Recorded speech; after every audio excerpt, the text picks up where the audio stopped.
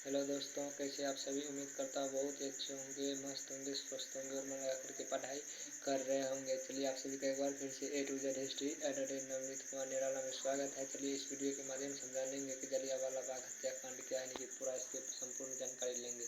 तो उससे पहले जान लेते हैं कि इसकी कंपटीशन एग्जाम में क्या भूमिका है। तो ऑल कंपटीशन एग्जाम, चाहे यूपीएससी हो, स्टेट पीसीएस हो, एसएससी, बीएसएससी, बिहार दरोगा, बिहार पुलिस, यानी कि बीपीएससी टीचर, यानी कि कोई भी एग्जाम होता है जो जनरल कंपटीशन के अंतर्गत आता है, और जो एग्जाम में जनरल नॉलेज से प्रश्न पूछा जाता है। जनरल नॉलेज के अंतर्गत हिस्ट्री एक सिलेबस, और हिस्ट्री के अंतर्गत जब आप जाइएगा तो उसमें आपको पढ़ने के लिए मिलेगा गांधी युग, और गांधी युग जब पढ़िएगा तब आपको पढ़ने के लिए मिलेगा जलियांवाला बाग हत्याकांड।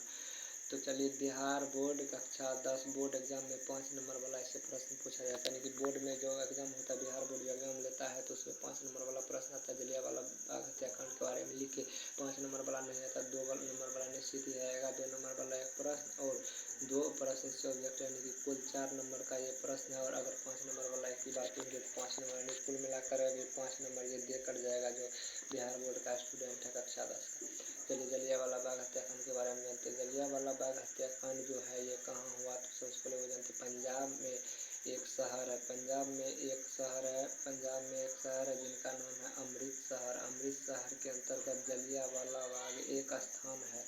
वह स्थान, उस स्थान मतलब एक अथी है, एक मैदान टाइप का है, जैसे पटना में गांधी मैदान है, उसी मैदान टाइप का है जलियांवाला बाग हत्याकांड। इसका दीवार बहुत मजबूत है। ये चारों, ये जो देख जो रहे हैं ये इसका दीवार है, और दीवार इसमें एक ही दरवाज़ा है। ये दरवाज़ा है, यानी कि एक ही इसमें दरवाज़ा है, और एक यहाँ पे कुआं है।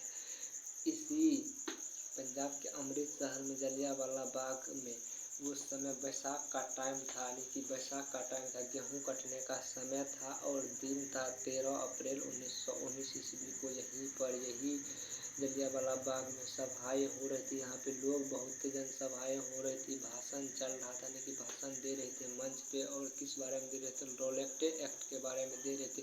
ये रोलेक्ट एक्ट बहुत खतरनाक कानून है, ये कानून नहीं आना चाहिए, अंग्रेज इसके विरोध करना चाहिए, यही सब बात हो रही थी। तभी उससे पहले ही एक आदमी ने जाकर के कह दिया, यानी कि वो भारत का ही था, उसका नाम हंसराज नामक भारतीय ने अंग्रेजी सरकार से यह कह दिया, कि जो जलियांवाला बाग में सभाएं हो रही है, उस सभा में भारतीयों को भड़काया जा रहा है आंदोलन करने के लिए। उस समय जो था भारत के गवर्नर, यानी कि भारत के वायसराय जो थे, वो चेम्सफोर्ड थे। तो भारत के वायसराय उस समय चेम्सफोर्ड थे। चेम्सफोर्ड ने पंजाब के लेफ्टिनेंट गवर्नर ओ डायर को कहा, और ओ डायर ने गोरखा रेजिमेंट के ब्रिगेडियर आर डायर को जलियांवाला बाग में भेज दिया। और आर डायर ने जाकर वो शांतिपूर्ण जो सभा हो रही थी, उस शांतिपूर्ण सभा में निहत्थे लोगों पर गोलियां चलाकर हत्या कर दी, जिसमें हजारों लोगों की मृत्यु हो गई। तो चलिए, ये जलियांवाला बाग की घटनाएं थी। तो जलियांवाला क्वेश्चन आएगा, जलियांवाला बाग के समय वहाँ के गवर्नर कौन थे, तो पंजाब के गवर्नर थे जनरल ओ डायर, और गोरखा रेजिमेंट के ब्रिगेडियर थे जनरल आर डायर ब्रिगेडियर थे, जो जिसके आदेश पर गोली चलाया गया। तो चलाने का आदेश ही ओ डायर ने दिया, किसको, ब्रिगेडियर आर डायर को, जलियांवाला बाग में। चलिए अब इसको पढ़ते हैं एक एक करके लाइन बाय लाइन। तो जलियांवाला बाग हत्याकांड कब हुआ, 13 अप्रैल 1919 ईस्वी को। कब हुआ, 13 अप्रैल 1919 ईस्वी को। रोलेक्ट एक्ट के विरोध में अमृतसर के जलियांवाला बाग में लोग इकट्ठा हुए, ये और जनसभाएं शांतिपूर्ण से संचालन कर रहे थे, यानी लोग सभाएं को सुन रहे थे, क्या सब सभाएं में बोला जा रहा है रोलेक्ट एक्ट के बारे में।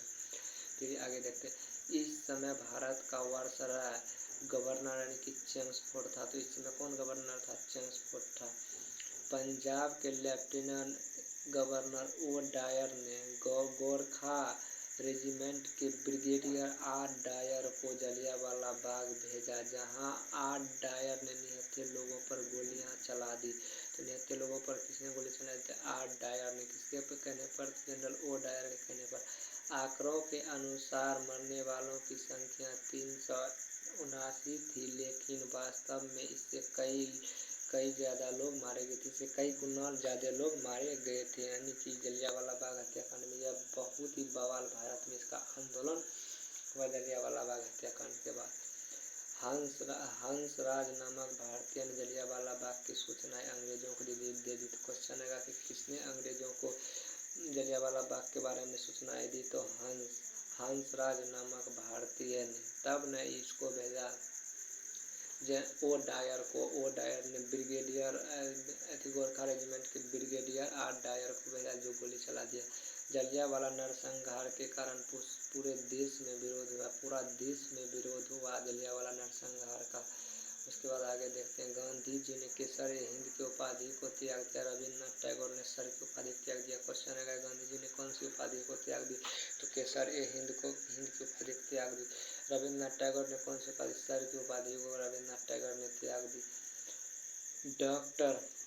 डॉक्टर एस नारायण ने वायसराय की कार्यकारिणी परिषद से त्याग पत्र दे देनी। वायसराय जहाँ पे बैठते थे, वायसराय यानी गवर्नर का ऑफिस में ये डॉक्टर भवानी शंकर नारायण काम करते, यानी कि उसके सदस्य थे एक यह भी डॉक्टर भवानी शंकर नारायण ने, डॉक्टर शंकर नारायण ने सदस्य थे कार्यकारिणी के, वहाँ जहाँ पे गवर्नर बैठते थे।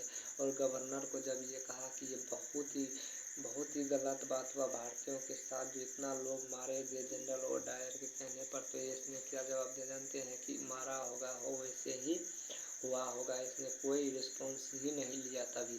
तो डॉक्टर शंकर नारायण ने सोचा कि जब हम भारतीयों को इतना विरोध कर रहा था, हम क्यों इसके अधीन में काम करें। अधीन में उन्होंने त्याग पत्र दे दिया इसी विरोध में, जलियांवाला बाग हत्याकांड के विरोध में। कांग्रेस ने इसी घटना की जांच करने के लिए मदन मोहन मालवीय की नेतृत्व में एक समिति बनाई। इस समिति को कहा जनरल डायर के द्वारा मूर्खता कदम था। फिर से एक बार इसको पढ़ते हैं। कांग्रेस ने इस घटना की जांच करने के लिए मदन मोहन मालवीय के नेतृत्व में एक समिति बनाई। इस समिति ने कहा कि यह जनरल डायर द्वारा लिया गया मूर्खतापूर्ण कदम था। यानी कि जनरल डायर ये समझते थे कि भारतीय लोगों की जान का कोई कीमत ही नहीं है, इसलिए वो भारतीय लोगों की जान से खिलवाड़ किया। वो भारत के लोगों को साफ व बुर्बक ही समझ रहे थे, बुर्बक। और वास्तव में भारत के लोग बुर्बक ही। अगर उस दिन हंसराज नामक भारतीय जलियांवाला बाग की सूचना अंग्रेजों को नहीं देता, तो शायद यह कांड नहीं होता। आज इतिहास में यह पढ़ने का मौका नहीं मिलता, इतनी महत्वपूर्ण घटना है। तो क्वेश्चन आएगा कि मदन मोहन मालवीय के नेतृत्व में बनाई गई समिति ने क्या कहा? तो जनरल डायर द्वारा लिया गया कानून को मूर्खता कदम का। चलिए अब आगे देखते हैं। अंग्रेजों ने इसकी जांच के लिए हंटर कमीशन का गठन किया गया। जब पूरा देश में जलियांवाला बाग का विरोध होने लगा, तो अंग्रेजों ने तुरंत क्या किया? तो इसकी जांच के लिए हंटर कमीशन का गठन किया। इस आयोग में 3 भारतीय और 5 अंग्रेजी सदस्य थे। तो क्वेश्चन आएगा कि हंटर कमीशन में कितने भारतीय आदमी थे? तो 3 भारतीय आदमी थे। कितने अंग्रेजी आदमी थे? तो 5 अंग्रेजी आदमी थे किसमें? हंटर समिति के गठन में। अब आगे देखते हैं क्या किया। तो आगे किया 5 सदस्य थे। इस कमीशन में जनरल डायर को सही ठहराया। जनरल ओ डायर ने लंदन में सम्मान के रूप में तलवार और 2600 पाउंड धनराशि दिया। देखो, जब भारत यहाँ पे बुखला गया, भारतीय नागरिकों ने आंदोलन करना प्रारंभ कर दिया। जब भारतीय नागरिकों ने बुखला गया, तब तुरंत जनरल ओ डायर को तुरंत सस्पेंड किया गया, तुरंत सस्पेंड करके इंग्लैंड भेज दिया गया। इंग्लैंड बंदरगाह पे जैसे ही नाव से उतरे जनरल ओ डायर, तुरंत उन्हें फूल माला के साथ स्वागत किया गया और उन्हें तलवार देकर उनका सम्मान किया गया और 26 पाउंड धनराशि दिया गया। 1940 ईस्वी में उधम सिंह ने लंदन जाकर जनरल ओ डायर की हत्या कर दी, गोली मारकर हत्या कर दी। क्वेश्चन है जनरल ओ डायर की हत्या कब की? तो 1940 ईस्वी में। किसने की? तो उधम सिंह ने की। क्यों की?